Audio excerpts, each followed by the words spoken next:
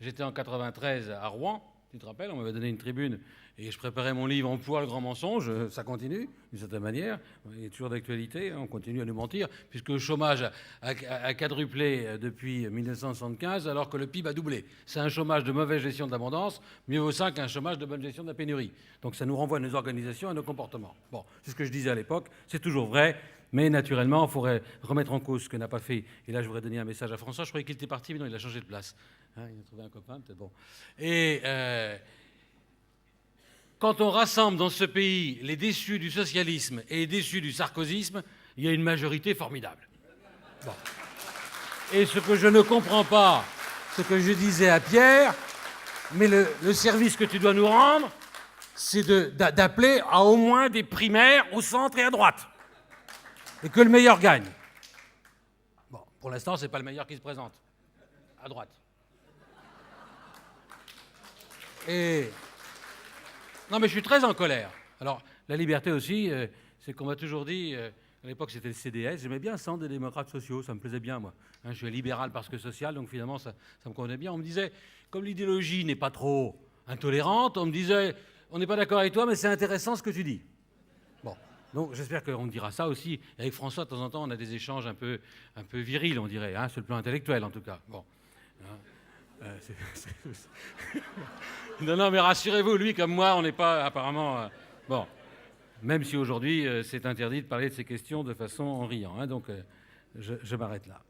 Donc, il y a vraiment un boulevard. Et Pierre, je compte sur toi hein, pour nous aider, parce que le pays... Et je me souviens d'une phrase de Jacques Barrot qui m'avait dit sur l'emploi, au moment où j'avais lancé les initiatives locales avec Raffarin en 95, le Tour de France des initiatives locales. Il m'avait dit, Godet, allez-y, foncez, la patrie est en danger. Aujourd'hui, en fait... Quand j'interroge quelques ministres, je ne donnerai pas de nom, ils me disent on fonce dans le mur et on klaxonne. Ils sont contents. Bon. Donc là, il y a un vrai problème, il y a un changement de nature. Et ce qu'il faut faire, ben, je vais vous le dire, c'est cesser, dire la vérité aux Français. Mais ce qui pose le problème quand on est homme politique, peut-être pas pour François, mais souvent les hommes politiques ne peuvent pas dire tout haut ce qu'ils pensent tout bas. Parce qu'ils se posent la question quand ils disent quelque chose, combien de voix je vais perdre si je dis ce que je vais dire. Or, les Français aujourd'hui, moi je fais le tour de France tous les jours. Je suis même payé pour le faire. En politique, on n'est pas payé, on espère être élu. Moi, j'ai cessé d'espérer être élu. J'ai failli le faire dans le Loir-et-Cher, tu te rappelles, Pierre, je t'ai raconté, François. Je ne vais pas dire les détails ici, parce que ce serait incorrect. Mais Rocard s'est fait descendre en vol et moi au décollage. Donc, je n'avais pas compris qu'il fallait tirer avant de... Non, mais c'est un métier, la politique, et je suis trop tard. Et moi, je ne sais pas ne pas dire tout haut ce que je pense tout bas. Donc, je vais vous le dire maintenant. D'abord, arrêtons d'accuser la mondialisation. Le taux de chômage, il est 2 fois plus faible aujourd'hui aux Pays-Bas qu'en France. La mondialisation est la même. L'Allemagne a créé 2 millions d'emplois. C'est 40% de nos déficits industriels qui viennent de l'Allemagne, ce n'est pas les pays à bas salaire. C'est nos constructeurs automobiles qui ont délocalisé avec nos subventions, qui nous ont laissé, et d'ailleurs la main-d'œuvre immigrée, qui n'ont pas traité et que nous récupérons aujourd'hui, qui ont fait les pré-retraites et qui aujourd'hui ont une balance automobile déficitaire. Il faut mettre les industriels devant leurs responsabilités. Ils ont été irresponsables avec la collusion des politiques de l'époque. Barre disait d'ailleurs à propos de la politique, il m'avait dit ça un jour, on pousse les problèmes devant soi, ça finit par faire un gros tas hein, avec la caisse. Et puis c'est les autres, si on n'est pas réélu, c'est les autres qui le traiteront. Bon, c'est pas très responsable. Et d'ailleurs, il n'a pas été élu, il n'a pas pu le traiter. Bon. Et donc la mondialisation n'est pas coupable. On a un problème de compétitivité, il ne faut pas se cacher les choses. Où nous avons 10 points de dépenses publiques de plus que l'Allemagne. Je ne suis pas pour moins d'État, je suis pour mieux d'État. Et je vais vous donner 1 ou 2 exemples. Et ça, on me dit qu'il ne faut pas diviser les Français. Mais arrêtons. Je reproche à Sarkozy de ne pas avoir tenu ses promesses. J'y ai cru, moi aussi. J'ai cru qu'il allait mettre à plat toutes les inégalités de revenus et de statut. Il ne l'a pas fait, y compris dans la fonction publique. Moi-même, je continue, je ne devrais pas travailler. Je suis à 43 ans de cotisation, sans compter les 2 ans que j'ai passés à Bruxelles. Ça fait 45. Bon, parce que j'ai commencé jeune.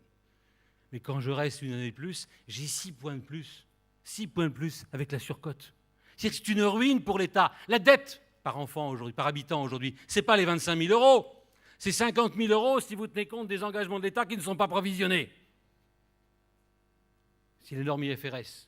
Les fonctionnaires dont je suis, c'est 12% des ayants droit, 31% des cotisations. Ça ne peut pas durer. Des prestations versées, pardon. On voit bien qu'il y a des iniquités au niveau des retraites. Alors il faudrait faire comme en Suède, faire qu'un seul statut de travail, un travail à durée indéterminée pour tout le monde, ou un contrat d'apprentissage, parce qu'on peut apprendre à n'importe quel moment de la vie, mais cessons d'avoir ces statuts qui font que d'un côté, il y a une France protégée et de l'autre, une France exposée. Au nom de l'égalité de traitement des citoyens. Et donc, je vais vous donner un seul exemple. Les crèches d'entreprise. Babylou, vous connaissez peut-être. Ils sont bridés derrière dans leur développement. Quand ils ont vu Juppé leur a dit « mais ce n'est pas aux entreprises de s'occuper des crèches, c'est aux associations ».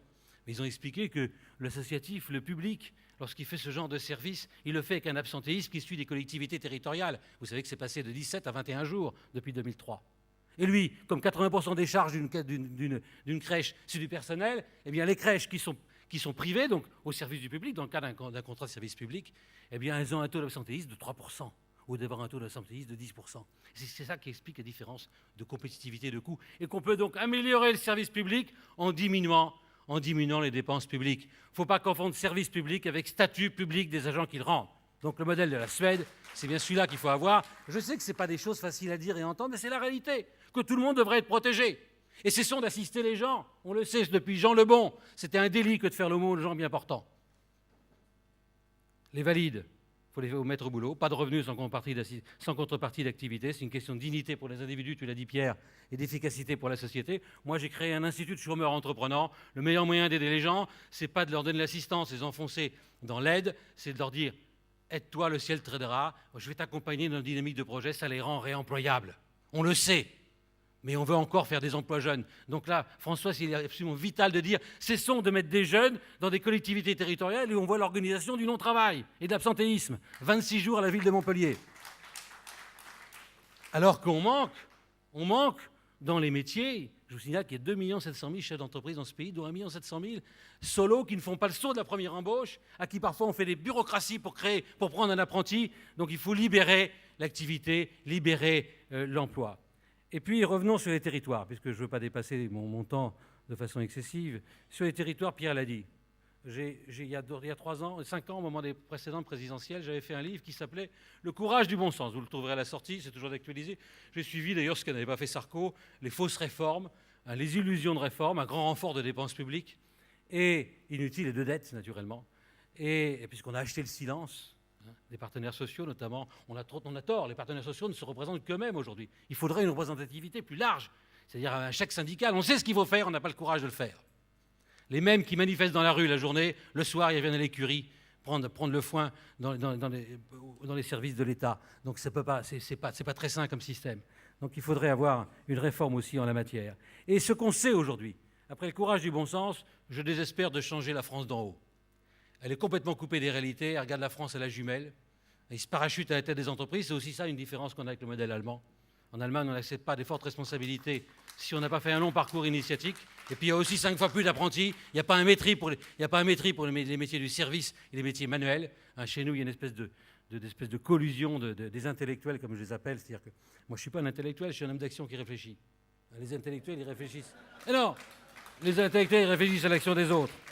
Et donc, j'ai fait ce livre, Bonne nouvelle des conspirateurs du futur. Pourquoi ? Pour montrer que si la France d'en haut nous a fait tomber bien bas, heureusement, celle d'en bas pourra nous sortir par le haut. Parce que partout, quand on regarde les entreprises et territoires en Mayenne, je ne vais pas citer le pays de Vitré parce qu'il pourrait croire que je faillote, mais en Mayenne, le taux de chômage est 2 fois plus faible que la moyenne nationale. Le taux de fécondité, il est aussi comparable pratiquement à celui de la Seine-Saint-Denis, c'est le 2e pour d'autres raisons. Parce que les gens ne sont pas riches. Ils ont tous un revenu, c'est un des territoires les plus pauvres de France. Ils ont un revenu à peu près 1,3 autour du SMIC. Mais il n'y a pas d'inégalité trop forte sur place. Donc ils sont heureux. Et la qualité de la vie est indispensable pour avoir des pôles de compétitivité durable. Et de ce point de vue-là, arrêtons de faire le grand pari, cette espèce de gigantisme où on concentre, c'est comme les poissons dans les élevages. Quand on les concentre, ça crée de l'agressivité. Essayons de construire un monde à partir de villes moyennes qui peut être branché sur le reste du monde. Aujourd'hui, Beaumanoir est branché à Saint-Malo. C'est complètement ridicule, c'est du parisianisme de penser qu'il faut faire du gigantisme. Sans parler naturellement des mirages technologiques qu'on a montrés dans notre rapport, que vous trouvez aussi, qui s'appelle « Libérer l'innovation des territoires », que les 4/5 des innovations sont low-tech, basse technologie, qu'en France, on est réputé par nos succès techniques et nos échecs commerciaux. Arrêtons d'avoir ces illusions technologiques. Arrêtons de dépenser comme on le fait dans la R&D. Et ce qui compte, c'est l'innovation sociale, commerciale, financière. Et puis les 3/4 des idées d'innovation viennent du terrain, du personnel, des clients et des fournisseurs. Donc c'est du bon sens, tout simplement. Voilà ce qui nous manque. Et sur l'assistance, et pour terminer, je donnerai 3 idées aussi à François, s'il veut bien les retenir, et à vous tous. Sur l'assistance, dans le livre, vous verrez qu'il y a l'histoire magnifique de Bachir Kéroumi, qui est arrivé en France clandestin, aveugle 1 an après, et qui vous explique, par la force, il a fait une thèse au CNAM sur le management du handicap, il travaille à la mairie de Paris, il faut s'occuper comme on peut, et il veut plus s'occuper d'handicapés parce que c'est l'assistance, c'est pas son modèle. Il a montré que lorsque vous mettez un handicapé dans un service, ça augmente la productivité du service. Le handicap, c'est une différence à positiver, à une condition suspensive, c'est qu'ils sont mis en place par les managers et pas par les travailleurs sociaux. Comme l'avait dit Malek Bouti à propos des cités, il faut raser les cités et supprimer tous les travailleurs sociaux. Je vous rappelle que Malek Bouti est au comité directeur du Parti socialiste. Donc c'est quand même intéressant à écouter ce genre de propos de sa part. Et François, ce que j'aimerais que tu fasses, c'est ce que ne font pas les autres. C'est dire des choses sur les 35 heures. C'est ça qui explique qu'aujourd'hui on est plus compétitif par rapport à l'Allemagne. Tu l'as dit, Pierre, c'est le nombre d'heures par habitant. Arrêtons de cette histoire de productivité. Il faut dire les 35 heures. C'est une catastrophe pour la France. Il faut mettre la France au boulot, peu importe si c'est. Moi, j'avais pensé qu'il fallait faire les heures sup non imposables avec les charges, mais au moins le black officiel, j'avais appelé ça à Bercy. Ça ne leur avait pas plu, ils ont mal compris mon message, ils l'ont déformé. Bon. Et puis, la famille, tu dois en parler. Comme le disait Schröder, ça a été cité tout à l'heure. La plupart des problèmes auxquels nous sommes confrontés sont liés d'une façon ou d'une autre à la famille. Or, la famille, on s'en tape. J'ai fait avec Kevin Sulro, dans le cadre du CAE, un rapport sur la famille et une affaire publique. C'est Raffarin qui me l'avait commandé, je devais le remettre le 15 juin 2005. J'ai passé 2 ans de ma vie au détriment de ma vie personnelle. Et De Villepin, son successeur, m'a dit « Monsieur Godet, ça ne m'intéresse pas, la famille ». Il ne me l'a même pas dit, il me l'a fait savoir. Que ça se sache et que ça se répète. Parce qu'aujourd'hui, un des problèmes qu'on a, et François, c'est peut-être la critique que je te ferai dans ton livre, produire et instruire, c'est bien, éduquer. Mais l'éducation, c'est pas seulement l'école, c'est aussi la famille. Or, aujourd'hui, on n'en parle plus. La gauche va fusionner la CSG et l'impôt sur le revenu, alors que déjà la CSG est ce qui appauvrit le plus les familles avec enfants, puisque vous savez qu'il n'y a pas de quotient familial sur la CSG et que la CSG représente aujourd'hui, avec la prime à l'emploi comprise, 1,7 fois l'impôt sur le revenu.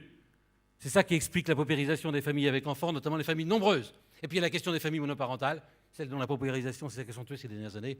Alors là, c'est clair. C'est parce qu'on ne cherche pas les chauffards de la vie familiale.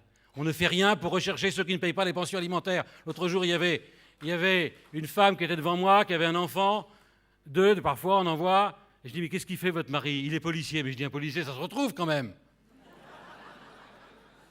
Mais c'est authentique. Vous, sur la route, on va vous tondre bientôt. Croyez-moi, on va nous tondre un peu plus encore, parce qu'il va falloir payer. Et je termine là-dessus. Il va falloir payer les conneries passées. Ça fait 30 ans qu'on vit au-dessus de nos moyens en prenant dans la poche de nos enfants. Ce n'est pas durable au sens développement durable. Et l'an dernier, on a été fiers d'avoir 1,5 point de croissance, mais on l'a financé avec 7 points de déficit public, de dette supplémentaire. C'est un peu comme si on avait arrosé le désert avec 7 litres d'eau et qu'on récupérait qu'1,5 litre. Mais les 7 points, il faudra les rembourser. Donc ce n'est pas durable. Et moi, je me réjouis de cette crise, comme je me réjouis aussi du fait qu'il faut cesser de garder dans la zone euro, dans l'état actuel des choses, je fais un article qui s'appelle « Dégraisser l'euro ». Je viens de faire ça hier soir. Mais oui, parce que quand ceux qui trichent en classe, on les sort de la classe. On ne garde que ceux, et on doit prendre modèle sur celui qui fait moins de fautes, pas celui qui fait plus de fautes, et pas ceux qui veulent jouer à l'école missionnaire comme Mélenchon. J'ai d'ailleurs sur mon site une demi-heure de débat avec Mélenchon. Je ne me suis pas fait déstabiliser. Et je sais simplement que Minc et Attali avaient refusé le débat. Donc on m'avait trouvé. Bon. Alors, sur ces bonnes paroles, je vous remercie. François, la famille, le local, c'est parler des petites entreprises. C'est 1 700 000 chefs d'entreprise. C'est ceux-là dont personne ne parle. On parle toujours que des grandes entreprises. On parle toujours que des grands services publics. Et puis les services publics, il y a une chose pour les faire marcher, c'est changer le statut. Négaré, que tu as évoqué dans la Sarthe, il n'a pas des fonctionnaires. Il a divisé par 3 l'absentéisme dans la caisse primaire d'assurance maladie de la Sarthe. Mais ça fait 20 ans qu'il y est. Comment voulez-vous gérer les administrations où les préfets de région changent tous les 15 mois? C'est un problème de gouvernance. Et où les directeurs d'administration centrale sont là pour moins de 3 ans. Pas de vague pendant que j'y suis, et je monterai de poste ensuite. Donc c'est un problème de gouvernance. On sait ce qu'il faut faire, on n'a pas le courage de le faire. Le mal est en nous, les solutions aussi. Merci.